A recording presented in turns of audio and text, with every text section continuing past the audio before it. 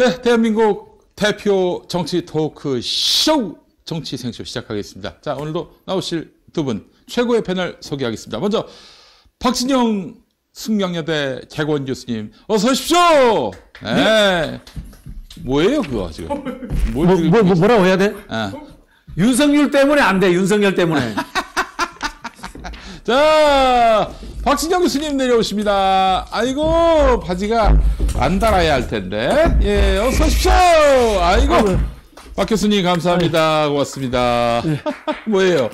박진영, 네가 손흥민한테 전화 걸어서 16강 떨어졌잖아.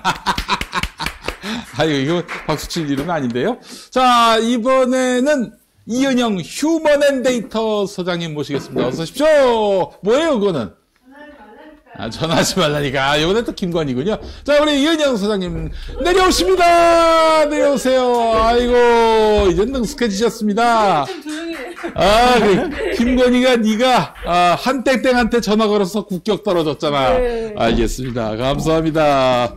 아이고, 이번 주도 이렇게 정치 생쇼 화요일이 돌아왔군요. 네, 오늘 두 분 또 반갑게 맞이합니다. 예, 우리 박 교수님, 이 소장님 너무너무 감사하고요. 아니, 이 얘기부터 좀 했으면 좋겠어요. 오늘 국정원에 폭탄이 떨어졌다는 얘기가 있는데 이게 어떻게 이걸 해석해야 됩니까? 그러니까 저도 아침에 박지원 원장님이 그 뉴스공장 나오셔갖고 얘기하셨는데 조선일보에 보도가 됐다면서요. 그래갖고 지금 100명을 대기발령 1급하고 2급을 대기발령했다고 하는데. 아니 이게 말이 되는? 그래서 그 지난번 기조실장이 그만둔 이것 때문에 자기는 안 하겠다고 그러고 그만두고 나간 것 같아요. 그럼 이제 국정원을 윤석열이가 지배하려고 했는데 장악하려고. 지배가 잘 안 돼가지고 그렇게 해서 기조실장 딱 날리고 네. 그리고 나서 제가 이은영 아닙니다. 예, 그래요.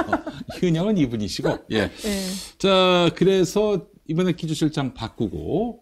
그러면서 조난자를 부활하겠다는 얘기가 있었거든요. 조난자료? 네. 조난자료, 존안자료. 존안자료. 그건 뭐예요? 그러니까 이제 그 사회 이제 인사들 명단 관리하고 그 사람들 이제 프로파일 관리하겠다는 거죠. 아, 그래. 김용민 이렇게 해서 이제 파일이 있는 거죠. 욕을 많이 하고 뭐 이런 그렇죠. 네. 아니. 뭐 공직 후보자에 대한 존안자료가 아니라 이렇게 저 정권에게 밑보인 사람들 그런 사람들 포함이 될 수 있어요.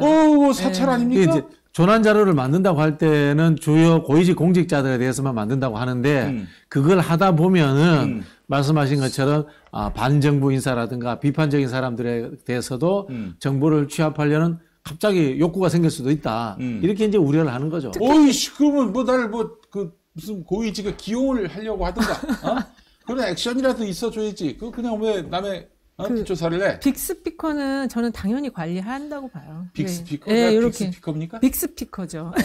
네. 그래요. 네. 나 빅스피커 하기 싫습니다, 이 정권에서. 빅마우스 시간. 빅마우스. 많이 드시고. 많이 먹긴 하는데, 그래요. 결국 이제 2급, 3급 간부 100명의 보직을 주지 않았고, 이 가운데는 그 문재인 정부 시절에 핵심 보직을 맡았던 인사가 다수 포함됐다. 박지원 전 원장은 미안하다. 뭐 이런 말까지 했어요.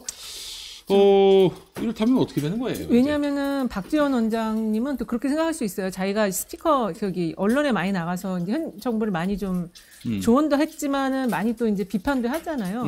그것 때문에 내 휘하에 직원들이 이렇게 다치는 거 아닌가 이런 생각도 할 수 있을 것 같고, 지금 윤석열이라면 그러고도 남을 것 같아. 박지원이 미워서 여기를 100명 날리는 거 또 할 수 있지 않나. 두 가지인데요. 첫 번째는 줄 서라. 나한테 줄 서라. 줄 윤석열이가. 네, 두 번째는 이 서훈, 박지원 시절에 있었던 것들에 대해서 당신들이 꺼내봐. 발설해. 네, 그런 이야기인 것 같아요. 제가 보기에. 근데 글쎄 윤석열이가 이제 국정원에 대해서 이제 억하 감정이 있는 건 잘 알겠어요.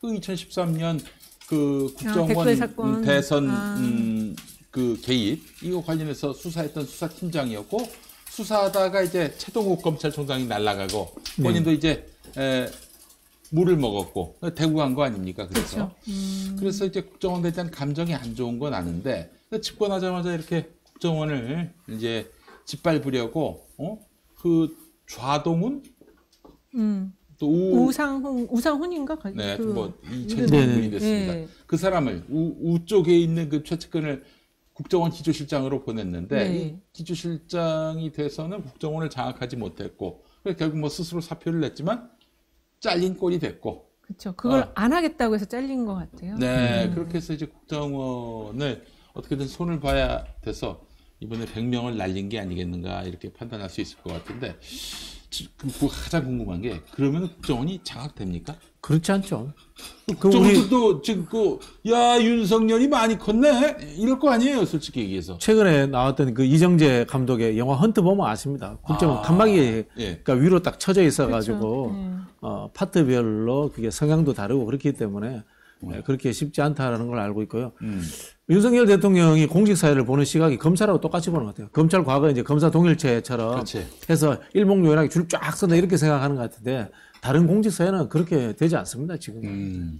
이게 지금 1급은 지난번에 날렸잖아요. 네. 대기 발령 시켰고 지금 2, 3급을 또 지금 100명을 날리는 거예요. 1급도 날렸어요. 한 20명 날렸어. 맞아요. 20명 날렸고 그다음에 2, 3급을 날리는데 2, 3급이 아까 그 박지원 원장님 얘기도 40, 50대 가장 중추 세력 그 조직에서는 여기를 100명을 그리고 이거 자체가 100명이 알려져도 안 된대요. 그렇지. 아니 그 차장급이 한 20명 되는 거가 그것도 알려지면 그 일로 인해서 드러나게 된 거예요. 그것도 국가기밀에 해당하는 건데. 그렇죠. 조상준 기조실장. 그래 조상준. 네. 그러니까 이제 좌동은 우상준 이랬었어요. 지금 윤석열 정부가 국가 안보를 자꾸 계속 유예하고 있는 겁니다. 이런 행동들을 해가지고. 근데 이렇게 100명씩이나 이 중추가 되는 100명씩이나 날리면은 이제 정보 공백 상황은 없겠어요?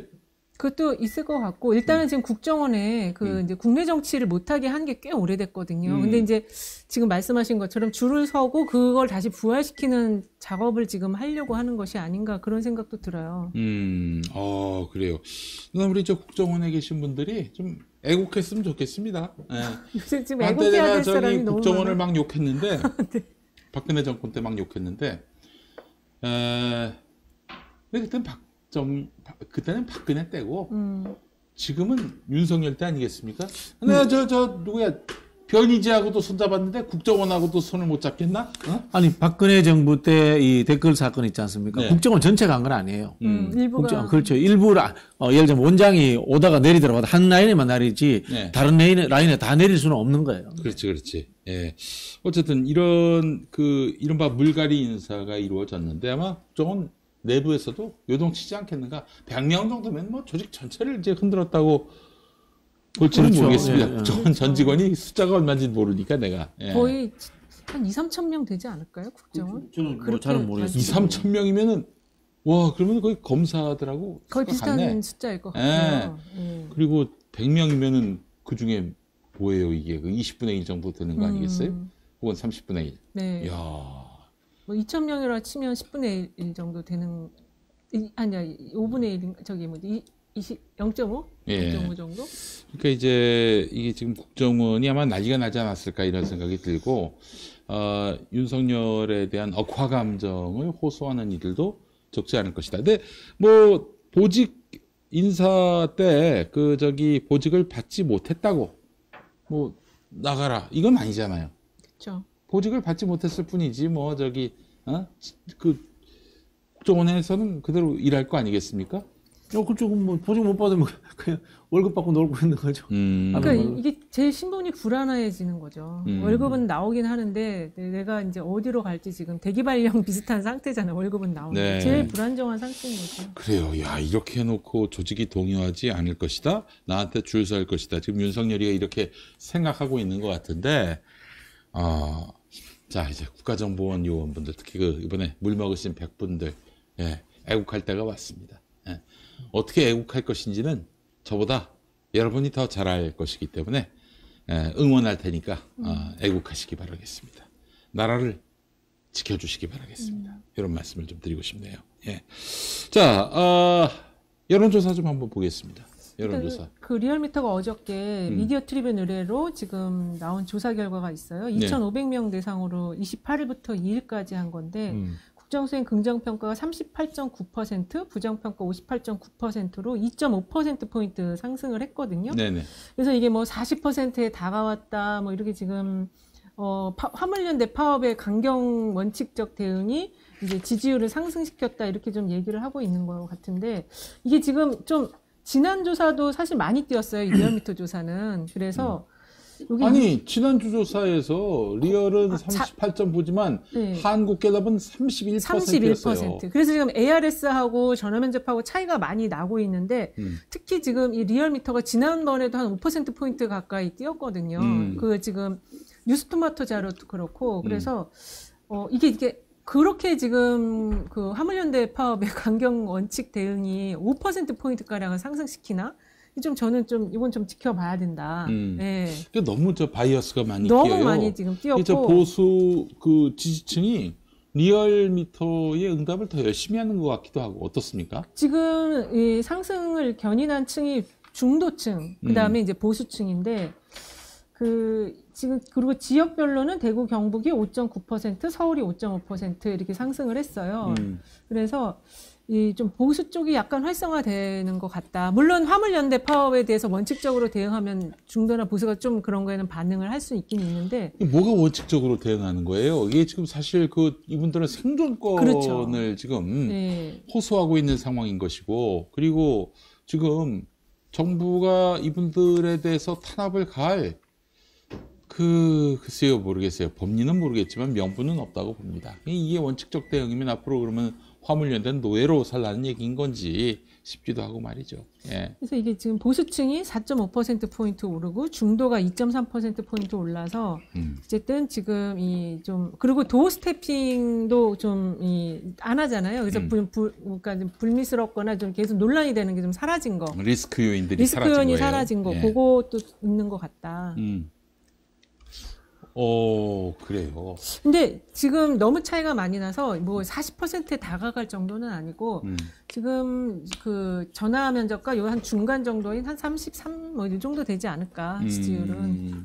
그리고 일단 뭐 상승세가 아니다 이렇게 말하진 물론 못하더라도 소폭 상승은 됐지만. 예, 그러나 이게 뭐 대세를 바꾼다든지. 그러니까 뭐 한국갤럽이나 NBS나 그리고 이 리얼미터 모두 다 58에서 60까지 이르는 네, 부정평가가 네. 탄탄하단 말이에요. 거의 그리고 콘크리트입니다. 맞아요. 그리고 지금 이 외교 랠리가 이어졌고 뭐 호재가 많았잖아요. 이런 속에서 이 정도도 안 오르면 이게 그러면 지금 정말 끝난 거죠. 리얼미터가 여론조사 업계에서는 좀 큰 회사에 속하죠.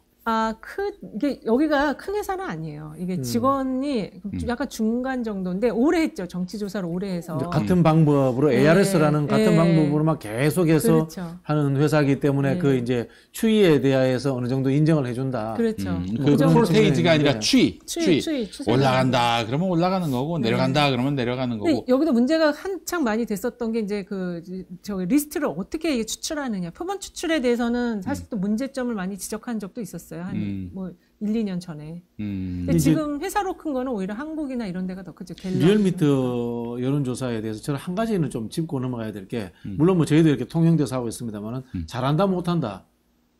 완전 예스와 노로 나누는 있지 않습니까? 이렇게 하는 이 수치 뽑아내는 걸 리얼미터가 최초로 했어요. 그전에는 뭐 조금 잘한다 조금 못한다 사지선다형 정도 됐거든요. 네. 근데 이게 정치의 극단화도 만들어내고요.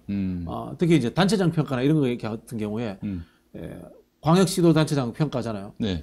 그럼 영남이나 호남에 있는 단체장이 무조건 1등할 수밖에 없어요. 이제 그런 식의 이거를 뽑아가지고 좀 영향을 미친 측면이 있어요. 그러니까 이게 리얼미터는 그 ARS 조사를 정치 조사에 이제 그러니까 사용을 했다. 그리고 이제 지표 조사를 시작하고 추세 조사를 했다. 추세선을 보는 그런 정기 조사를 했다라는 게 좀 리얼미터가 이제 했던 뭐 역할인데, 네. 근데 그 속에서 이 ARS 조사 가장 큰 문제가 그 연령대를 알 수가 없잖아요. 그렇지. 남자, 여자 뭐 이런 내가 할아버지인데 20대 여성이라고 하면 그냥 그렇게 걸러낼 방법이 없어요. 맞아요. 그러니까 그걸 갖다가 이 중요한 정치 조사에 지표 조사로 지금 이 방법론을 쓰는 것 자체에 대해서 문제 제기가 많았고.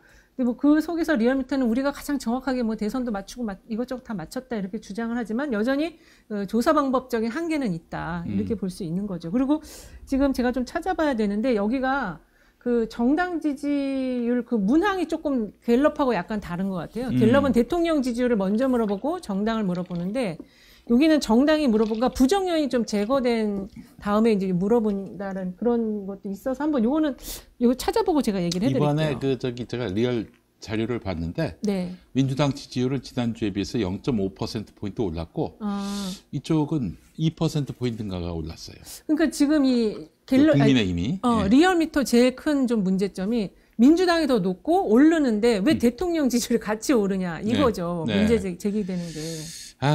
참 그래서 여론조사를 가능하면 믿지 마세요. 그냥 추세만 보세요. 그렇지 추세. 그러니까 지금 오르느냐 내리느냐 살짝 오르고 있다 이렇게 보면 될 것 같습니다. 그렇죠. 네. 뭐 38%, 40%. 저 대한민국에서 여론조사 하는 분들 자체는 별로 안 믿어요. 그래요. 이은영 소장님 안 믿습니다. 믿습니다. 몇 안 되는 제가 믿는 분들. 이은영 소장님하고 그다음에 윤희웅 씨라고 그 친구. 여론조사 공부를 좀 제대로 했고 대부분 기본기도 안 돼 있으면서 그냥 SPS에서 돌려서 막하는 수준이에요. 솔직히 말씀드려서. 그러니까 이 리얼미터는 거꾸로 물어봐요. 정당 지지를 먼저 물어보고 그다음에 이제 대통령 지지도를 물어보기 때문에 딴 데는 갤럽은 대통령 지지도를 먼저 물어보고 정당 지지도를 나중에 물어보거든요. 그러니까 정당을 먼저 결집시키면 근데 어떻게 정당을 먼저 물어보고 민주당이 높은데 그 다음에 물어보는 대통령 지지가 더 높게 올라가냐. 이거 좀 의문이 되잖아요. 이거는 저희도 이거 조사하신 분이 나와서 얘기를 해줘야 되는 거지. 일부 언론에서 더 탐사 보도 김의겸 의원이 또 거기에 또 일조를 하고 첼리스트 그런 약간 증언. 부정적인 첼리스트가 증언한 건 아니죠. 첼리스트의 그 녹취 이게 논란이 된 건데 그거하고 장경태 의원의 빈곤 포르노 발언 이런 것이 여권 지지율을 높이는데 한 요인이 됐다는 분석은 어떻게 동의하십니까? 저는 그건 좀 구분해서 봐야 될 것 같고요. 그 빈곤 포르노 때문에 대통령 지지율이 올라갔다는 좀 아닌 것 같고 그거는 대통령실이 장경태 의원을 고발했기 때문에 그건 당연히 대처를 해야 되는 내용이고 더 탐사의 가짜 뉴스 성이라고 얘기하는 청담동 술자리 요거는 좀 영향을 부정적으로 줬을 것 같아요. 왜냐하면 그 이후에 더 탐사 쪽에서 계속 이런 후속적인 여러 가지 했는데 팩트가 좀 안 나왔거든요. 그래서 그 부분은 조금 영향을 줬을지 모르지만 그것 때문에 대통령 지지율이 이렇게 5% 막 껑충 뛰고 2점 몇 퍼센트 껑충 뛰고 윤석열이가 뭐 했다고 이렇게 껑충껑충 뛰는 말이 안 되는 거지. 난 기본적으로 야당이 뭘 잘못해가지고 윤석열 지지율이 오른다? 난 그건 좀 별개라고 봅니다. 민주당 지지율이 떨어진다면 또 모르겠는데 민주당 지지율은 올랐어요. 올랐잖아요. 윤석열 지지율이 올랐다는 거는 이건 야권이 잘못해가지고 윤석열이 반사이익을 본다? 그렇지 않습니다. 아마 화물연대 효과는 분명히 있었을 겁니다. 그건 있긴 있었어요. 화물연대 효과는 있는 게 한국에서 이제 중도층들이 노조에 대해서 부정적 시각을 가지고 있거든요.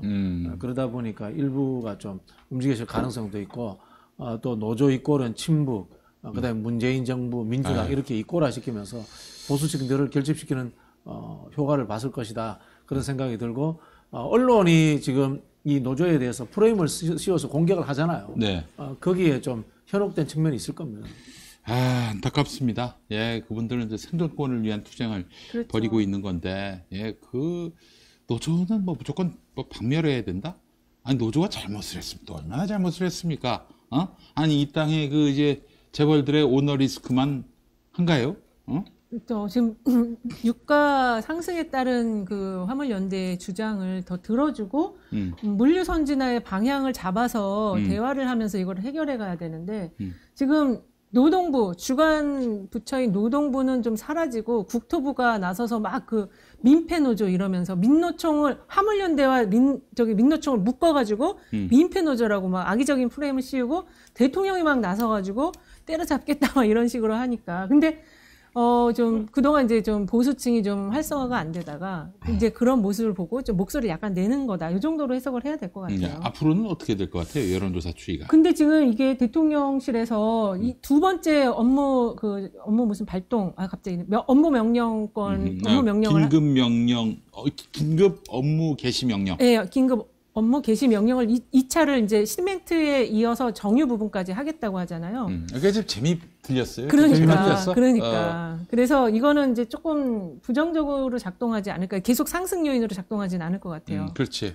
지금 ILO에서 강제 노동에 대해서는 못하도록 규정화 되어 있고 한국이 거기 협약에 이제 참여를 했습니다. 그런 부분들에 대해서 노조 차원에서 ILO에 이제 제소를 해야 되는 그런 부분들이 남고요. 네. 조금 아쉬운 점은 야당이 여기에 대해서 적극적으로 좀 개입을 하지 않고 있습니다. 아마 한편으로 이해는 됩니다. 한편으로 이해는 되는데 또 한편으로 또 이게 또 역풍 논리가 아닌가라는 점에서 역풍일까봐? 예, 좀 씁쓸한 측면도 있습니다. 야당이 되어 좋은 점은요. 뭘 해도 역풍 걱정은 안 해도 되는데 아닙니까? 또 역풍 걱정하는 쪽이 있을 겁니다. 아직도 여당인 척하고 있어요. 도대체 지금. 역풍이 어디서 오는 역풍을 말하는 건지. 지금 그 민노총이라든가 화물연대에 대해서 여론조사하면은 부정적인 여론이 좀 더 높을 거예요. 그럼에도 불구하고 사회적 약자에 대해서 좀 같이 여기에 대해서 이 사람들의 주장에 대해서 100% 동조할 필요는 없습니다만은 정치를 한다는 본연의 임무 자체가 사회적 갈등을 조정하고 통합한다는 역할입니다. 그렇죠. 갈등의 현장에 정치가 존재해야 됩니다. 그런데 말씀하신 것처럼 윤석열 정부가 만드는 프레임, 노조, 종북, 민주당 이 프레임이 두려워서 이 그 갈등의 현장을 조정하는 역할을 하지 않는다라면은 그건 좀 책임 방기일 수 있습니다. 네, 맞습니다. 민주당 얘기는 좀 이따 하도록 하겠습니다. 어떻게 광고할까요? 네, 광고합시다. 자, 리퀴 미니 무선 다지기를 여러분들께 소개하도록 하겠습니다. 요겁니다, 요거. 아이고. 무선이면 뭐 어떻게 배터리로 해요? 어떻게? 그럼요. 충전해서. 충전해가지고 하는 거죠. 충전, 휴대전화 충전하듯이 충전하시면 됩니다. 이게 모양새가. 손 조심하셔야 돼요. 예, 모양새가 아주 멋있죠? 예. 자, 요거를 어떻게, 여기다 넣고. 홍당무를 다지는 거예요? 홍당무를 넣습니다, 여러분. 홍당무를 넣었어요. 이렇게 거꾸로, 아이고, 이런. 칼은 같이. 칼이 들어갔어요. 칼 조심하겠습니다. 예. 자, 이렇게. 그래요. 예. 거꾸로 놔야 돼요. 이게 지금, 이렇게, 어떻게 되나? 예, 맞아요. 자, 이렇게 해가지고 한번 넣어보겠습니다. 예. 자, 그래요. 이렇게 해서, 잘 닫으면 되겠죠? 네. 어이구, 제가 지금 눌렀어요. 잘 갈리네요. 어이구야, 대단합니다. 예.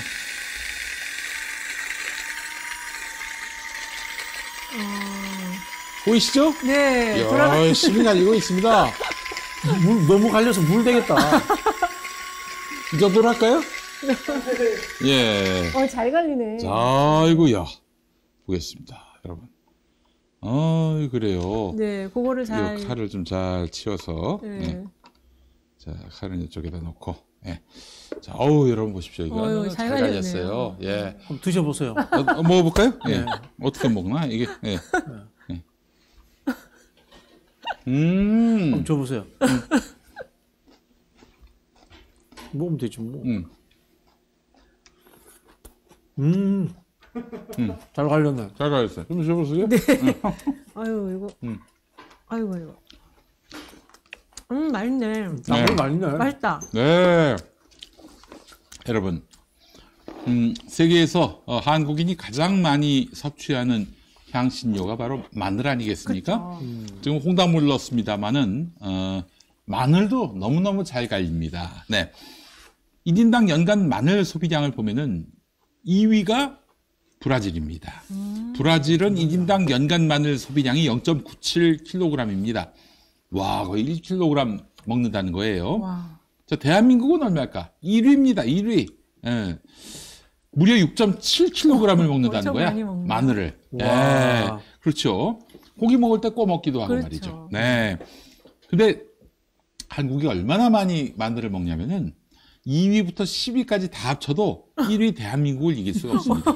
그만큼 한국 사람의 마늘 사랑은 아주 각별합니다.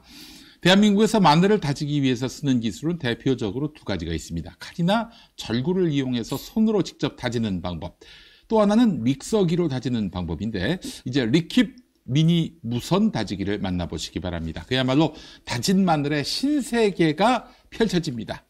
이리 튀고 저리 튀고 네, 마늘 냄새가 하루 종일 손에 뵐 일이 없습니다. 게다가 매번 무거운 믹서기를 넣었다 뺐다 코드를 뽑았다 꽂았다 이게 할 필요가 없어요. 리퀴 미니 무선 다지기는 무선 USB 충전 방식이라서 필요할 때 정말 간편하게 사용할 수 있습니다. 간편하기 때문에 마늘을 미리 대량으로 다져서 보관할 필요도 없는 것입니다. 그때그때 가장 신선한 상태의 마늘을 사용하실 수가 있겠습니다. 마늘뿐이 아닙니다. 야채 볶음밥이나 야채죽에 필요한 야채 다지기. 예, 이런 콩나물 이렇게 먹으면 되겠어요. 예. 아기 이유식이나 만두 만들 때 필요한 고기 다지기. 네.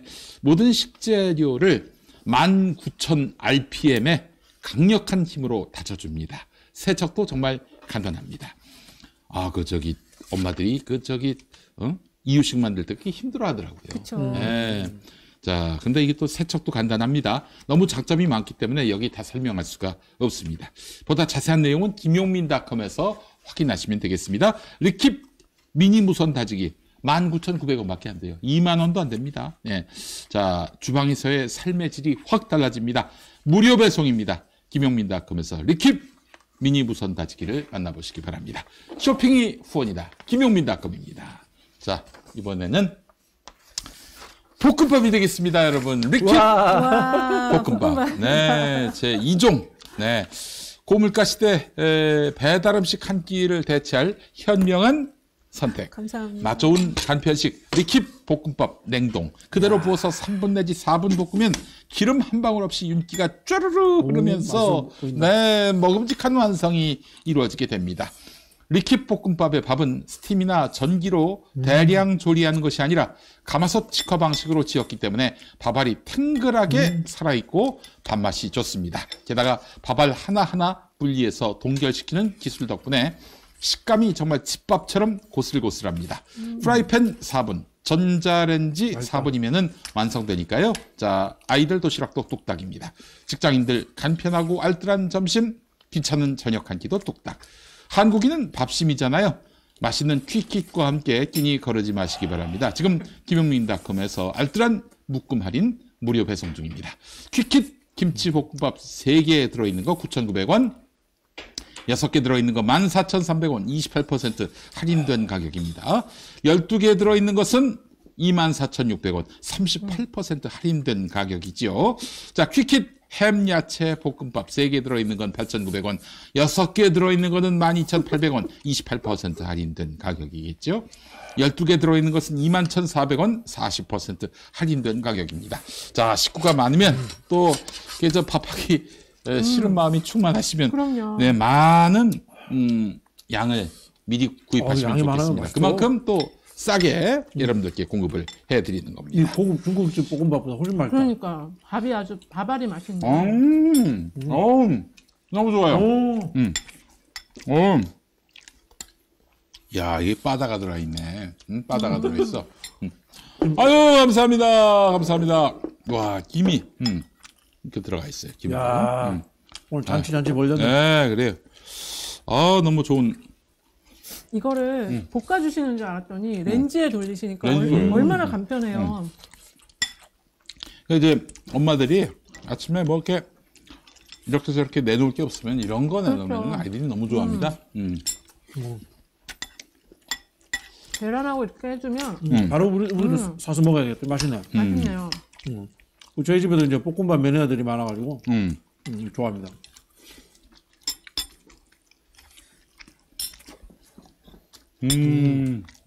여기다가 살짝 여러 가지 김가루 같은 거 이렇게 같이 해서 먹으면 훨씬 맛있죠. 너무 맛있어요. 입맛 없을 때 이거 진짜 괜찮다. 뭐 어떻게 그날 아침에 일어나가지고 뉴스를 켰는데 TV를 켰는데 윤석열이 나와가지고 밥맛을 잃었다. 그럴 땐 퀵킷 햄 야채 볶음밥, 김치 볶음밥으로 아침을 여시면 되겠습니다. 여기다가 이거 김가루 해갖고 이렇게 주먹밥처럼 해서 줘도 맛있을 것 그것도 같고. 좋은데 주먹밥에서 도시락 하나 되겠네. 네, 여기다가 케찹 넣어가지고 애기들 주면 되게 잘 먹을 것 같아요. 아, 그래요? 볶음밥이 질립니다, 여러분.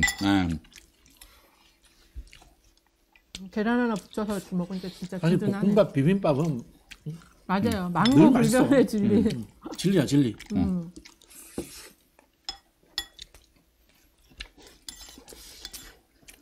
근데 밥알이 이렇게 그러게요. 퍽퍽하죠, 이게.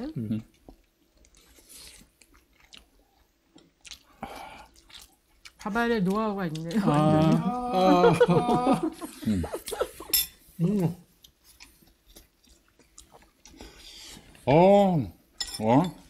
너무 맛있어. 진짜 킥킥볶음밥. 여러분, 많은 고민이 필요 없습니다.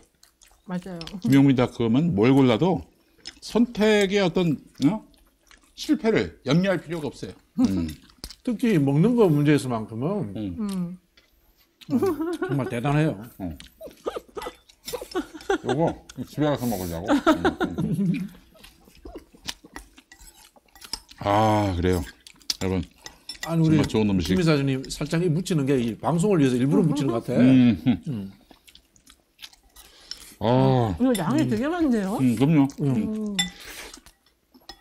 이거 먹다가 잠드신 분들도 이제 몇 번 봤어요. 여기 안에는 그 저기 뭐야 옥수수하고 당근하고 완두콩. 완두콩도 있네. 완두콩 진짜 햄도 있고. 완두콩 좋아하거든요. 이게 국내 최고의 볶음밥 전문점. 거기서 레시피를 받아온 걸로 알고 있어요. 아, 그래서 이렇게 맛있구나. 그럼. 아, 다 먹었네. 한 번도 안 하셨네. 왜 남을 줍니까? 이 맛있는 건 나 혼자 먹어야지. 응? 자, 줄 줄 알았지.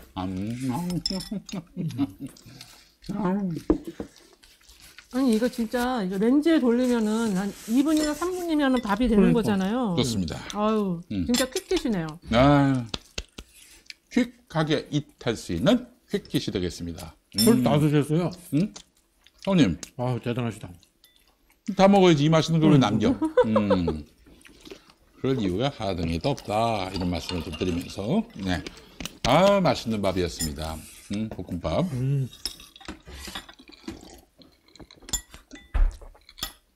필요하신 분 있나요? 뭐 커피? 저도 주세요. 그래요. 네, 그래요. 너무 좋습니다. 이게 뭐예요? 콜라. 좋네. 자, 퀵킷 볶음밥 여러분의 많은 사랑과 관심을 부탁드리겠습니다. 자, 퀵킷 볶음밥 함께 보셨고요. 예. 그래요. 잘 먹었습니다. 고맙습니다. 이것도 같이 드릴까? 예. 잘 먹었습니다. 네. 자, 정치 생쇼 함께하고 있습니다. 국민의힘 전당대회가 2월 말입니까? 2달 남았네요. 3월 초순이나 중순 정도. 아주 미뤄졌나요? 네. 지금 도대체 윤심은 어디가 있는가 이게 또 관심이더라고요. MZ세대 얘기 나오고 있고요. 수도권. 수도권 MZ세대. 한동훈인가요? 한동훈으로 해석하는 사람들이 좀 있더만요. 맞습니다. 한동훈을 이제 주호영 원내대표가 두 가지 기준을 냈잖아요. 수도권에서 MZ세대 환영을 받을 사람. 그리고 지금 나온 사람들은 별볼 일 없다. 근데 지금 한동훈으로 그래서 이제 다 모아지고 있는데, 그 갤럽에서 그 차기 정치 지도자 관련 조사를 했는데, 한동훈 장관이 2위, 10%인가? 그리고 1위는 이제 이재명 대표 23%. 근데 그 20대, MZ세대 인기 있어야 된다고 했잖아요. 그렇죠. 20대에서 한동훈 장관 1% 나왔어요. 그래요? 그래서 이거는, 어쨌든 지금 당내에서 반발이 굉장히 세다. 그 한동훈 자체도 MZ세대가 아니에요. 아니잖아요. 네. 그리고 이유는 두 가지예요. 일단 정치 경험이 없는 사람이 당대표를 한다? 윤석열 한 명으로도 족하다. 당내에서 그런 목소리가 나오고 있고, 두 번째는 검사 출신이라는 것에 대한 반발이 좀 많이 있는 것 같아요. 이 사람 가지고 지금 대통령으로도 지금 총선에서 굉장히 지금 상황이 어려운데 다시 또 검사 출신 한동훈 장관, 더군다나 정치 경험도 없는 사람이 그렇지. 지금 총선을 이끈다, 당대표로 공천권을 행사한다, 이거 지금 용납이 안 되는 거죠. 뭐 전두환 시절에 대통령 전두환, 당대표 노태우, 군사 쿠데타 주역들이 같이 해먹었거든요. 그렇지. 비슷하게 이 검찰 독재 시대니까 그러네. 대통령 윤석열, 예. 당대표 한동훈, 이 검사들이 다 해먹자. 뭐 이런 식의 생각이 나올 수 있는데요. 제가 이거 좀 취재를 좀 해봤어요. 예, 해보니까 사실은 주호영 원내대표가 그 발언을 한 거는 권성동 의원에 대해서 너는 안 돼. 이런 차원에서 이제 이야기를 했다라고 하더라고요. 권성동 디스하려고 이제 그렇게 얘기한 네, 것이고. 네, 그렇고 사실 그 국민의힘에는 원래 MZ세대 대표가 있습니다. 그렇죠. 이준석 대표 있죠. 이준석이지, 이준석. 이준석이 대표적인 그 자체로 사람이에요. 이준석이지. 네. 어. 네, 그런 사람인 거고 지금 한동훈 장관은 프로세스가 다음 총선에 출마는 하는데 선대위원장 정도 뭐 이렇게 내부에서 이야기가 나오고 있는 걸로 그렇게 알고 있고요. 당 대표를 했을 때는 또 이제 검사야 뭐 이런 것들 때문에 그럼. 저항이 많을 것이다 그런 생각을 하고 있는 것 같고요. 김기현 전 원내대표가 윤석열을 이제 독대를 했지 않습니까? 네네. 따로 만나서 했던 이야기는 시간을 주면 내가 지지율 좀 올려볼게요. 아마 그런 이야기를 했을 것이다. 라고 이렇게 이제 좀 추정이 되는 상황이고. 누가 누구한테? 김기현이 이제 윤석열한테 윤석열한테. 그 이야기를 했겠죠. 현재 저 김기현 최근 조사는 11월 초였는데 1.2. 1.2. 한 자릿수자예요. 예, 막 의미 없어요. 그 정도. 그런 상황이고 권영세를 아마 내심 당대표로 생각을 했던 모양이에요. 아, 윤석열이? 예, 그랬는데 권영세 장관이 이건 뭐 정보지에 나온 이야기입니다만은 있던 사무실도 여의도에 있던 사무실도 폐쇄를 했답니다. 12구 참사 이후에 폐쇄를 했다. 자기 지역구니까. 네네 이제 그런 이야기가 있고요. 지금 열심히 당 대표 나가겠다고 윤석열 쪽에 어필하는 사람은 원희룡.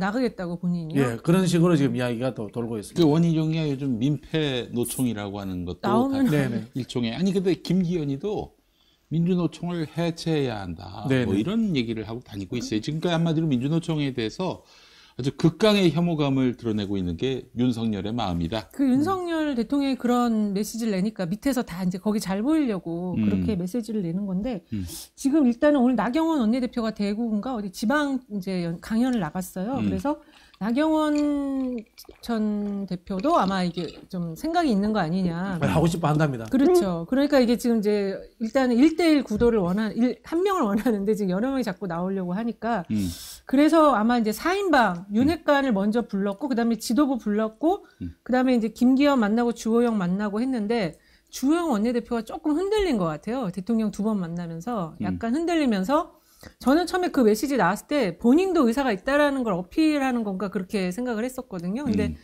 지금 말씀하신 게 이제 권성동이라니까 더 황당한데요. 조용 의원은 이제 완벽히 포기를 한 게 원래는 총리 생각이 있었답니다. 총리 생각이 있었는데 뭐 떡줄 생각도 안 하는 거죠. 저쪽에서 그러니까 포기한 상황인데 그 중간에 이 12구 참사 처리하는 과정에서 윤석열과 좀 이렇게 좀 생각이 좀 달랐잖아요. 네. 달라 결국은 이제 윤석열한테 밀려서 강경 노선으로 선회했습니다만 그러다 보니까 대구 쪽에서 어떤 소문까지 돌았냐면 조영 다음에 공천 못 받는다. 뭐 이런 이제 얘기까지. 소문까지 이제 예, 돌았습니다.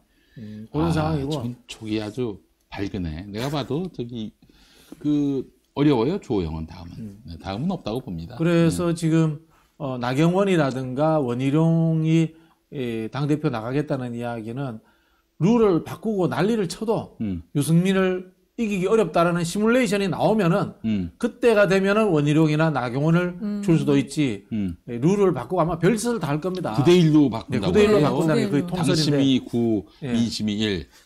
그게 이제 왜 그러냐면 지금 그 국민 생각인데 그 지금 국민 중심인가 뭐 이름을 하나 바꿨잖아요. 친윤계 그 민들레. 그 모인 그 인원수가 65명이에요. 그러니까 지금 비윤이 55명인데 지난번 이용호 원내대표 뽑을 때가 42명이었는데 그게 지금 더 늘어났거든요. 비윤이. 그래서 지금 이거를 반드시 룰을 바꾸고 본인이 낙점하는 사람을 대표로 만들어야 된다라는 지금 의도하에 한동훈을 자꾸 이제 띄우는데 한동훈 장관이 지금 안 나오려고 하는 것 같아요. 그러니까 지금 이제 밀어붙이려고 지금 하는 거죠. 어쨌든 나오게 하려고. 뭐 김기현 카드도 살아있답니다. 살아있는데 지지율 올려봐. 뭐 이런 상황인 거죠. 강신업은. 강신업은 의미 있는 카드죠. 의미 있는 카드로서 후보 조정이라든가 이 당원들의 하나의 구심점이 되죠. 강신업이 그렇죠. 그렇게 되는데 저는 강신업이 그 김건희의 보조 변수가 아니라고 생각해요. 이 사람도 관종이잖아요. 그렇기 때문에 어느 순간에 지지율이 튄다면은 에이씨 내가 다음 뭐 대통령도 못 되라는 법 어디 있겠어 이렇게 생각하고 저는 뭐 오다라든가 이런 거 먹히지 않고 막 뛰쳐나갈 수 있다 그런 사람이라고 생각이 듭니다. 근데 이제 사실 그 강신업이가 뭔데? 강신업이가 뭐 가능성이나 뭐 있겠어라고 생각하실지 모르겠는데 강신업의 마인드는 이 말에 잘 녹아 있다고 봅니다. 윤석열이 내 말을 듣는다. 이런 말을 했어요. 아, 그럼 강신업도 천공하고 관련이 있나요? 그러니까 지금 이 말을 우리가 유념할 필요가 있는 게 지금 윤석열 정권의 제일 되는 그 실세가 천공이고 권력 서열 제2위가 김건희고 3위가 강신업이다. 그럼 저기 윤석열은 어디로 갔어? 4위였는데 더 떨어졌다는 소문도 있어요. 아니 이번에 그 윤핵관들 모임하는데 심평 변호사가 와서 특강을 했다는데 그래요? 그 사람 이야기 별 들을 이야기가 아무것도 없거든요. 네. 들을 이야기가 전혀 없는데 그런 걸로 봐서는 심평 변호사도 상당히 서열이 앞인 것 같아요. 심평 변호사가 그 얘기했잖아요. 조국 장관 관악구에 나온다 그 얘기했잖아요. 아니 어쨌든 뭐 그건 윤석열 개고 제가 봤을 때는 천공하고 강신업은 윤석열 머리 위에 있는 게 확실해 보입니다. 그래요? 네. 그렇다면 강신업은 누가 천거하려고 했겠어요? 그거는 천공이네. 천공보다도 천공에 대해서 좀 슬쩍 디스했어. 천공은 못 막는다. 천공 리스크는 막지 못한다. 이런 말을 했어요. 강신업이요? 그럼 누구 그를 지금 배우로 두고 있느냐? 김건희야, 김건희. 김건희가 아니고 저기 아닌가? 저 건진법사 라인이 좀 디스한 거 보면은. 저는 제가 봤을 때는 김건희가 지금 배후에 있고 만약에 강신업이 무시 못할 그런 어떤 정치적 힘을 갖게 된다면은 이니셔티브를 갖게 된다면 요거는 김건희의 건심이다. 줄심이라고 해야 되나? 그렇죠. 줄심? 어쨌든 건희사랑 대표니까 김건희가 뒤에 있는 거는 맞는 것 같고. 근데 지금 천공이 최근에 참모총장 관저 방문했다는 거 김종대 의원이 했잖아요. 근데 그거에 대해서는 대통령실에서 김어준 공장장을 지금 한 것 같더라고요. 그 김어준 공장장을 고소하죠? 거기서도 얘기했어. 얘기를 해가지고. 그래서 어쨌든 지금 이 트럼맞기를 너무 하고 있다. 천공에 대한 게 뭔가 나오면 상당히 치명적일 수가 있어서 이 트럼맞기를 지금 하고 있다라고 볼 수 있을 것 같아요. 그래서 저도 이제 사실 첼리스트 관련한 보도를 이게 과연 맞을까? 또 맞는다 하더라도 이게 과연 규명될 수 있을까? 여러 가지로 참 걱정 어린 시선으로 바라봤는데 제가 종합적으로 판단해 보는데 이거는 일단 있다고 의심하는 것이 옳을 것 같아요. 그런 술자리가 있었다라고 의심하는 게 옳을 것 같아요. 왜 그렇게 생각하셨어요? 네? 왜 그렇게 생각하셨어요? 윤석열이가 새벽 5시에 일어나서 신문을 읽어야 되는데 새벽 3시까지 술자리를 가질 수 있겠는가? 난 이 말에서 윤석열이 거짓말 하는구나. 이런 느낌을 받았습니다. 심리학적 분석이네. 네, 그래요. 아니, 그런 얘기를 할 필요가 없거든. 그쵸. 알리바이를 굳이 내는 거잖아. 굳이 그런 얘기를 왜? 예를 들자면 그럴 수는 있죠. 윤석열은 실제로 먹었는데 한동훈은 그 자리에 없었을 수 있지. 아니. 하여튼 여러 가지로 이렇게 이 정부가 상당히 좀 이 사안에 대해서 민감하게 대응하는 거 보면은 물론 이제 이게 진실이 아니기 때문에 역공의 어떤 도구로 활용할 마음도 있었겠다는 생각이 들지만은 이거는 좀 너무 과도하다는 측면이 좀 들었어요. 그래서 일단 의심을 좀 해보려고 합니다. 의심하는 건 죄가 아니잖아요. 아니 그렇죠. 네. 녹취록을 들으면 그게 그려지잖아요. 막 말이. 그러니까 이게 본 사람의 이렇게 막 떠드는 말이라는 느낌이 왔었거든요. 녹취록 들을 때는. 근데 어쨌든 이제 본인이 경찰 수사 받으면서 아니라고 했고 그리고 지금 한동훈 장관이 더 탐사 기자들하고 김의겸 의원 10억 소송 냈잖아요. 네. 근데 거기는 첼리스트가 또 빠져 있어서 그래서 이게 먼저 이게 하면은 관계자들 다 불러갖고 조사해야 되잖아요. 그러니까 본 사람은 빼놓고 고소 고발한 것이 아닌가. 아니 한동훈 장관은 약간 강용석 광것 같아. 오만 때만 사방에다가 이 고소 고발을 남발하는데 공직하고 있는 사람이 그거는 참 적절치 못한 처신이거든요. 앞으로 자기 정치적 미래를 갉아먹는 거예요. 우린 좋지 계속 그러라고 그래. 한동훈 장관이 빅데이터나 이렇게 좀 분석을 해보면은 부정명호 되게 많이 나와요. 긍정어보다는. 네. 앞으로 대선 후보는 지금 권력의 지형상 그래도 윤석열이 가장 신임하는 사람이니까 윤석열 지지율이 이제 좀 사실 그 한동훈에 대한 차기 대권 지지로 이제 이어지는 것일 뿐이지 한동훈 스스로 혼자서 발광체로서 나오려고 한다면은 뭐 그냥 저 주저앉는다고 나오자마자 주저앉는다고 봐요. 지금 10%는 의미 있는 지지율이긴 한데 그게 이제 윤석열 10%는 진짜 황교안도 나왔어. 그러니까 황교안. 윤석열의 그 지지가 글로 좀 일부 3분의 1은 간 거다 이렇게 보시는 거죠? 네. 아니 그저 이재명 대표 지지율은 견고한 편입니까? 지금 그 차기 정치 지도자 조사에서는 이게 8월에 하고 이번에 했는데 4%포인트 정도 빠졌어요. 그래서 근데 어쨌든 1위입니다. 23%로 1위고 예. 일단 당 지지율이 아직은 무너지지 않고 있잖아요. 그래서 그 결집을 되어 있는 거는 사실 이재명 대표를 지키자라는 그 당원들의 목소리로 인해서 지금 결집이 되어 있는 거거든요. 네. 근데 좀 이제 이게 길어지다 보니까 조금 그렇지. 아쉽다. 자, 그 민주당 얘기 좀 한번 해보도록 하겠습니다. 어떻습니까? 지금 계속 수사를 지금 이어가고 있고 압박이 들어오고 있는데 또 김만배 씨가 유동규와 남욱의 그 증언에 쐐기를 박는 그렇죠. 그런 이제 되치기를 지금 하고 있는 상황이고 그래서 지금 이재명 대표에 대한 구속으로 가기는 상당히 좀 일이 복잡해졌다. 어렵죠. 이렇게 봐야 될 것 같습니다. 네. 예. 지금 이제 그 남욱이 했던 이야기가 김만배의 전언을 통해서 나는 이렇게 이야기한다.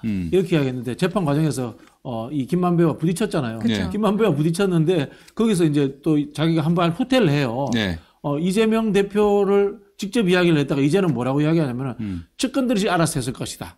이런 식으로 또 후퇴를 하면서 끊임없이 말이 바뀝니다. 그리고 재판부에서도 검사들과의 그 거래 의혹이 있다. 이 정도까지 이야기했으면은 이 증언이 증거로서의 가치는 남욱 씨의 발언은 이미 사라지지 않았나 이런 생각이 듭니다. 그렇다면 이재명 대표가 좀 더 강공 레이스로 가도 괜찮지 않겠나 하는 생각이 드는데요. 근데 우리 입장에서는 그렇게 좀 강공 레이스를 가든지 아니면 좀 리더십을 발휘해서 어떤 방향을 조금 더 명확하게 제시해 주는 게 좋겠다라는 생각인데 아직은 이제 수사 중이다 보니까 그걸 지금 못 하고 있는 상황인 것 같아요. 아마 이재명 대표가 뭔가 이 검찰 수사에 대해서 코멘트를 하면은 또 그걸 가지고 얘네들이 또 그렇죠. 역공의 빌미로 삼을 수 있기 때문에 네. 그래서 참 발언이 좀 신중할 수밖에 없겠다 이런 생각은 듭니다만은 어떻습니까? 원내 전략을 좀 잘 세우고 있나요? 어떻게 이상민 날린다더니 해임 건의 아닙니까? 탄핵 아닙니까? 뭐 갈피 못 잡은 것 같아요? 해임 건의안으로 지금 정리된 것 같아서 지금 SNS 상에서는 탄핵시켜야 된다라는 글들이 많이 올라오고 있어요. 아니 해임 건의하면 해임 건의 받아들입니까? 안 받아들이죠. 장난치는 것도 아니고. 아니 결국 이제 해임 건의안이 통과됐다 하더라도 윤석열이가 거부하면 뭐 그만 아닙니까? 그러니까 참 할 말 없다라는 생각이 드는 게 예산안, 이상민 해임 건의안, 그다음에 12구 참사 국정조사가 뒤섞여 가지고 막 헝클어져 버렸어요. 네. 그러니까 국민의힘이 거기에 대해서 막 역공을 하는 겁니다. 지금 제가 봤을 때는 이상민 해임 건의안 그냥 탄핵하면 해버리면 돼요. 탄핵해버리고 한 몇 달 동안 묻혀주면 돼요. 그렇지. 묻혀주면 되는 겁니다. 예. 그리고 이상민에 대한 여론이 워낙 나쁘기 때문에 역풍이라는 건 존재하지 않습니다. 그렇게 하시면 되는 거고요. 지금 집중해야 될 것은 국정조사거든요. 그렇죠. 국정조사가 지금 속도가 안 나가고 있고 유가족들과의 어떤 협력 관계가 구성되는 시스템 문제 이런 것들도 진행이 안 되고 있고요. 속도감이나 이런 부분에서 좀 답답하다. 뭐 그런 느낌이 듭니다. 역시 우리 박홍근 원내대표 때문이죠.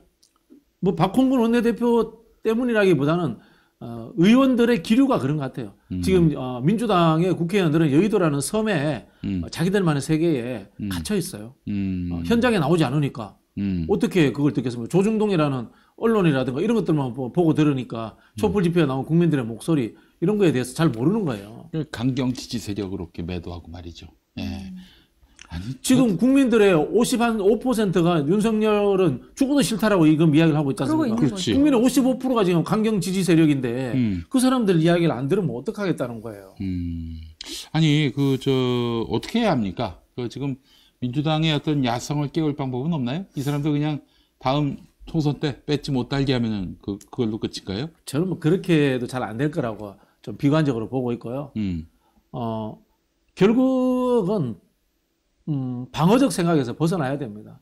김대중 대통령이 평생 탄압받고 평생 수사받았어요. 그렇죠. 그냥 이제 늘 꼬리표처럼 야당하면은 천형처럼 어쩔 수 없는 거예요. 신경 쓰지 말고 국정조사를 가지고 윤석열 정부에 대해서 공격을 하고 정치개혁 아젠다를 가지고 새로운 미래를 설계하고 그렇게 나가줘야 돼요.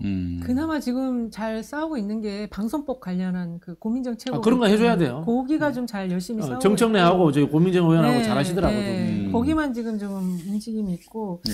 그리고 이제 그 문재인 대통령으로 이제 향하는 그 수사 아까 서욱 그 전 안보실장 얘기했는데 이제 그 부분에 있어서는 또 친문계 의원들이 뭉쳐가지고 지금 하기는 하는데 이걸 좀 대우를 조금 다시 정비해가지고.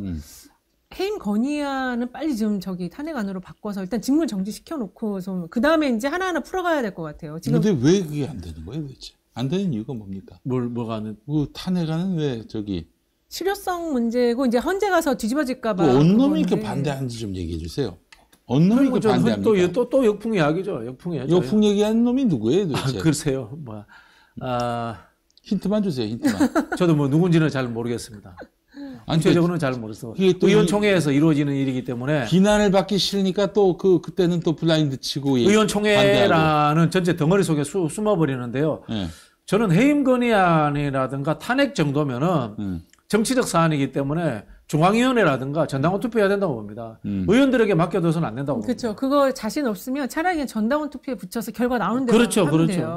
그렇게 하는 게 저는 맞다는 생각이 듭니다. 네. 지금 이상민 장관이 이번에 그 화물연대 파업에 원희룡, 이상민, 그 경찰청장 누구야? 그 사람 셋이서 그대로 나와갖고 하는 걸 보는데 너무 괴롭더라고요. 진짜. 요새 진짜 저도 욕밖에 안 들어요, 지금. 네. 예를 들면 문재인 대통령을 겨누고 있는 그 월북어부 사건 문제라든가 이런 부분들 있지 않습니까? 이런 거 적극적으로 나서야 돼요. 그렇지. 이재명 대표 본인 일보다 더 적극적으로 나서야 돼요. 그래야지만이 당이 더 단합되고 힘이 더 실립니다. 지난 대선 때도 우리가 겪어봤지만은 당과 이재명 대표에게 오지 않는 문재인 지지표가 있어요. 분명히 존재합니다. 네. 네, 그런 부분들을 문재인 대통령이 개인적으로 가지고 있는 인품의 문제라든가 그런 걸로 가지고 있는 표가 분명히 존재하거든요. 좌우로 나뉘지 않는. 그런 것들까지 사실은 반윤석열 표에 우리가 포함을 시켜야 됩니다. 그런 좀 전략들이 좀 필요하지 않나 이런 생각이 듭니다. 근데 그걸 누가 짜는 건지. 그래서 아까 전략기획위원장 얘기도 나온 것 같고. 전략기획위원장. 네. 누굽니까 이름이? 문진석 의원님이시죠. 그거 가만히 있는다면서요 지금 뭐 아무 일도 안 하고. 그러니까 이제. 지금 나이 의원들 말이죠. 똑똑히 새겨 들으세요. 우리 유튜버들이 뜻을 모아가지고 일 안 하는 국회의원들 다음에 배치달 자격 없는 사람들 분별해가지고 그 지역구에 저격수를 보낼 거야. 낙선운동? 진짜예요. 뭐 하나만한 그런 국회의원들 있죠. 배치 달고 일은 안 하고 말이지 딴죽이나 걸고 말이야. 이런 인간들 있죠. 저희가 이제 스나이퍼를 보내가지고 또 인지도 왕창 올려가지고 그래서 결국 인지도가 깡패잖아요. 그 경선에서는. 네, 맞아요. 너희들의 인지도를 능가하는 인지도로 만들어서 파견할 거니까 지금이라도 정치 잘하라고. 이번 월드컵에서 침대 축구가 없어졌잖아요. 한국에 수입됐어요. 침대 정치. 침대 정치. 이게 지금 민주당 의원들이 윤석열이 계속 실수해 주길 바라면서 다음 총선 때까지 버티자. 이런 지금 전략을 쓰고 있다. 총선 무렵에서는 이제 국민의힘을 악마화하고. 쥐는 아무 일도 한 것도 없으면서. 근데 문진석 의원 조심하세요. 지금 전략기획위원장이 뭐 하고 있어? 지금 전략을 짜고 있어. 뭐 하고 있어? 문진석 의원은 열심히 한대요. 뭘 열심히 해? 열심히 하기는. 열심히 한 게 이거야? 그래서 이제 이 침대 정치, 민주당 의원들이 생각하는 침대 정치가 왜 잘못됐냐면요. 윤석열이 그냥 있는 그 사람도 그냥 있지 않습니다. 윤석열도 그래도 이 머리가 있습니다. 특히 이제 그 권력을 잡고자 하는 머리는 있기 때문에 그때쯤 되면은 온 캐비넷을 풀든지 온갖 정계 개편이든지 별별 수단을 써가지고 그 판을 깨려고 할 겁니다. 그런 것들에 대해서 대비하기 위해서 적극적으로 지금 이슈를 주도해 나가야 되는데 실수할 때를 기다리고만 있겠다. 이거는 제가 보기엔 좀 감나무 밑에 들어 누워가지고 입 벌리고 감나무 떨어지길 너무 안이하다 이런 생각이 듭니다. 이런 거면은 하지 마세요. 뭐 굳이 그렇게 힘들게 정치하시나. 때려치시고 다음 역량 있는 그런 정치 신인들한테 물려주세요. 당신들이 있어서 별 도움이 안 되잖아요 지금. 지금 저는 요새 갤럽 조사가 이제 거기도 탄압이 들어가지 않을까 걱정되는데 하여간 그 차기 총선 관련한 조사가 나온 게 있어요. 그러니까 여당 정부를 지지할 거냐, 정부 여당 지지할 거냐 아니면 정부 여당 견제하는 걸로 갈 거냐. 견제해야 된다가 49%. 그렇게 나오네. 예. 그리고 정부 여당 지지한다가 35%고 수도권은 50%가 넘어요.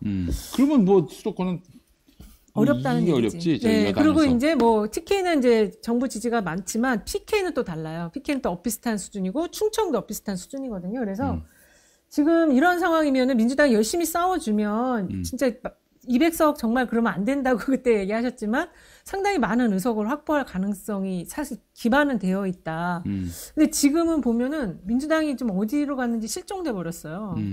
그러니까 이게 좀 밀어붙일 때는 확 밀어붙여야 되는데 아까 그 세 개 연계되면서 그리고 이거 지금 국조까지 제가 제대로 할 수 있을지 모르겠어요. 예산안도 그렇고. 그래서 너무 답답한 상황이에요. 아니 저는 이런 상상을 한번 해보겠습니다. 네. 유승민이 이준석과 함께 새로운 신당을 만든다. 새로운 신당이 그 말이군요. 신당을 만든다. 저는 영남에서 태풍이 일으킨다고 봅니다. 영남은 잘 모르겠고 왜냐하면 이제 영남에서 워낙 이준석 대표에 대한 또 비토도 있기 때문에 수도권에서는 영남이 그렇죠. 네, 수도권에서 수도권에서는 좀 영향이 있을 것 같아요. 예. PK는 또 달라요. PK에서는 먹힐 수 있어. PK에서는 또 먹힐 수도 있고. 지금까지 그 부정 여론 60%가 다 민주당 거라고 생각하면은 착각입니다.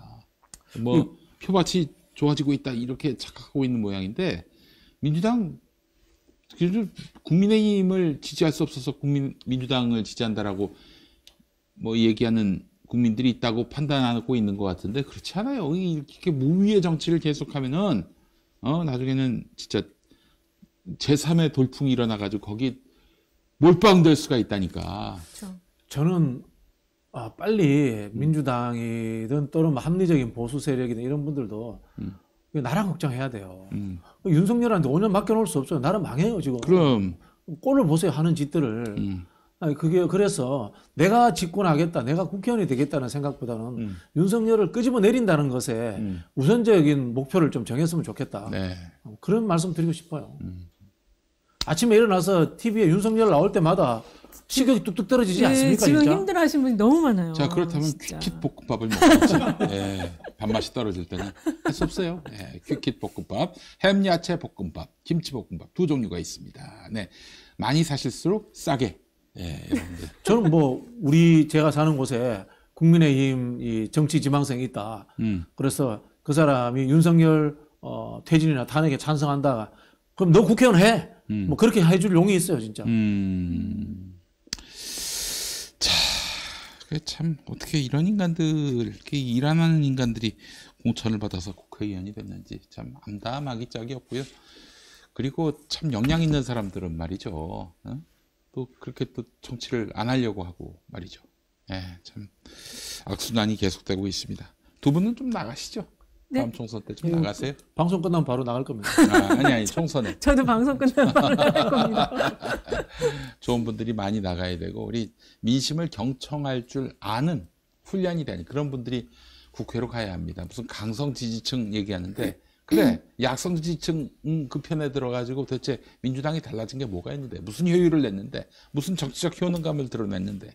예. 당이 부분이잖아요. 국가의 부분입니다. 하나의 국가입니다. 또 자기 완결 구조로서 거기에서 우리 국민들이 애국심이 과도하게 강해가지고 애국심이 과도한 국민들하고 같이 살기 힘들어. 이게 말이 됩니까 이게? 자 그래요. 아이고 참 알겠습니다.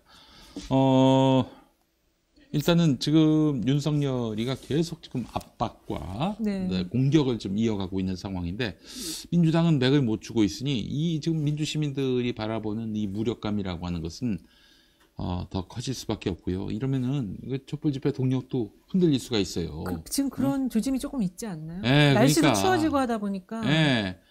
이럴 때 민주당 의원들이 다 나와가지고 시민들 힘내십시오. 우리가 앞장서겠습니다. 모진 탄압 우리가 다 받죠. 온몸으로 받겠습니다. 이래도 시민들이 용기를 얻을까 말까 한 판에 지금 그냥 이지고잉 하겠다. 지금 흔히 하는 말로 맞짱 떠야 될 시기예요. 그럼 저는 이상민 장관 이렇게까지 모욕을 당했는데 이상민 장관 탄핵하고 문재인 대통령 관련해서 검찰의 과도한 어떤 행동들이라든가 이게 생긴다면은 저는 검찰청장이라든가 법무부 장관도 탄핵해도 된다고 봅니다. 그렇지. 예. 그 권한이 있는데 권한 못 쓰고 말이죠. 그러니까 지난번에 TBS 건도 그래요. TBS에 대해서 그 상업광고할 수 있게끔 길을 열어줄 방법이 있었는데 민주당 추천의 방통위원이 막았다는 거 아닙니까? 민주당 추천의 방통위원이요? 허욱 같은 사람들이 반대했어요. 왜냐면은 뭐 내가 봤을 때는 CBS 출신이어서 친정 챙겨주려고 그랬던 것 같기도 하고 라디오 광고 시장도 TBS한테 열어주면은 파이가 줄어들잖아. 그게 우리 사회의 그 민주주의에서 갖고 있는 당사자주의와 전문가주의의 문제점입니다. 그렇지. 지금 대한민국 국회가 빠져 있는 문제점도 그거예요. 예. 무슨 분야 전문 국회 정치는 보편적인 겁니다. 그럼 보편적으로 광의의 의미에서 모든 것들을 다 다룰 수 있어야 되는데 무슨 전문가 영입했네 뭐 이런 그 의미 없습니다. 전문가가 그냥 정책 자문위원회에서 돈 주고 쓰면 됩니다. 저 전문가가 너무 존경받으면 전문가가 됩니다. 전문가가 되면 곤란해요. 예. 아니 근데 그때 정말 그 TBS한테 상업 광고를 허용했으면은 뉴스공장 왜 끝냅니까? TBS 사장 왜 그만둬요? 서울시로부터 재정적으로 독립하는 건데 또 서울시도 이렇게 재정 여력이 생겨가지고 또 좋을 텐데 그쵸. 왜 이렇게 서울시에 예속되게 만들어가지고 물론 당시에는 이제 박원순 서울시장 때였고 민주당이 설마 서울시를 내주겠나 이런 안이한 발상들이 있었을 거예요. 그러다 이렇게 됐습니다. 아니 뭐 지금 사실 언론만 하더라도 맞아요. 지켜줄 수 있는 게 없어. 지켜줄 수 있는 게. 그 우리가 저기 공영방송 지배구조 문제도 마찬가지 아닙니까? 늘 방문진 숫자를 늘려가지고 시민사회 주자 이렇게 했다가 네. 집권하면 잊어먹고 한 4년 동안 있다가 그렇지. 넘어가면 다시 꺼내고 이러지 않습니까? 아니 형님 그게 아니야. 정권 초 문재인 정부 초에 뭐 새로운 뭐 종편을 만들고 새로운 뭐 방송을 만들고 그 계획 자체가 없었어요. 없었죠. 아, 그래요? 자체가 없었어. 그거는 아예 그냥 생각을 하지 않고 그때도 이제 안이하게 기존에 있는 매체를 갖고 어떻게 이걸 우리가 우위라고 공정한 언론 환경을 만들 것인가 결국 그렇다면은 공영 구조의 언론밖에 없는 건데 그렇죠. 공영 구조의 언론도 정권 넘어가면은 저쪽 거가 되는 거예요. 왜 이렇게 사람들이 아니해? 그 민주화 이후에 네. 우리 이제 민주주의 논쟁이 한 번 더 있었습니다. 네. 이제 민주주의를 공고화시키는 게 중요하냐, 제도적 공고화가 중요하냐, 네.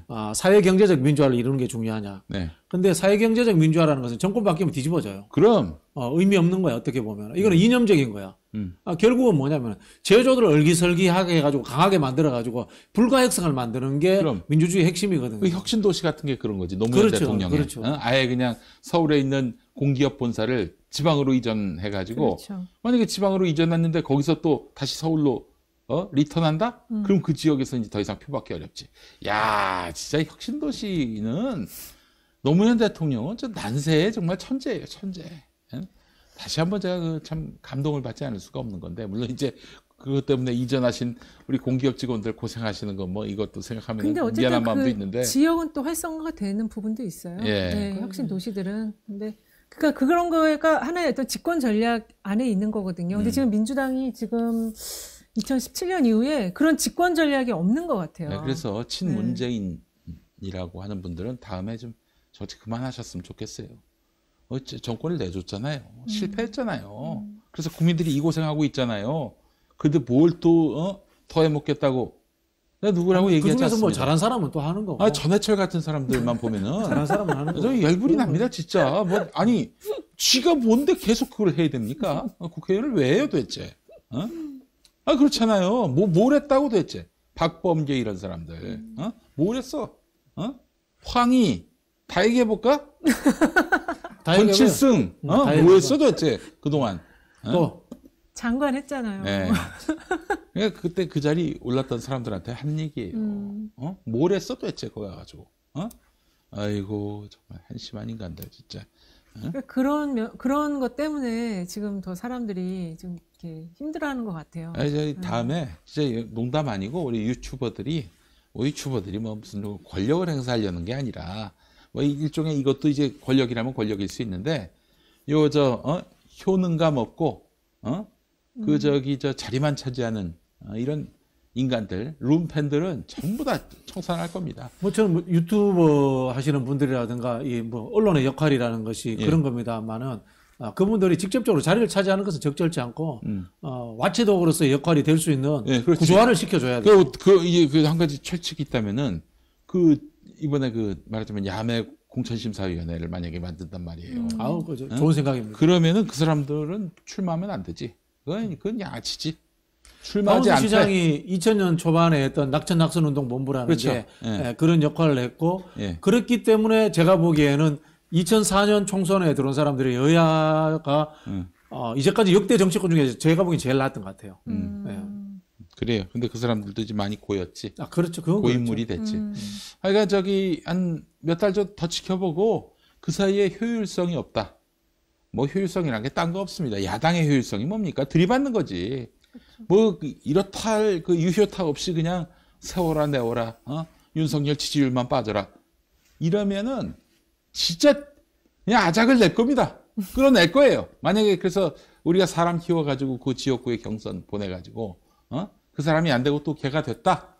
그럼 내가 출마해서라도 표를 깎아먹었어라도 이 정치권에서 축출하는 키우는 그렇게 하면 안 되지. 키우는 거는 나중 문제고 제가 봤을 때는 당장 이 국회의원들 중에 일 안 하는 사람들, 그다음에 잘못된 생각을 갖고 있는 사람들, 그런 사람들에 대해서 지난번처럼 순위를 매긴다거나 뭐 어떻게 해서 이렇게 해서 계속해서 발표하는 것은 언론의 역할이잖아요. 그럼요. 압력을 가하는 거니까 그거는 이제 뭐 다른 이 대한 언론들도 같이 해서 하는 건 저는 의미 있다고 봅니다. 예, 그래서 어느 순간에 패널이든 전 국민 대상 여론조사든 해가지고 민주당 지역구 의원들 쫙 한번 나열합니다.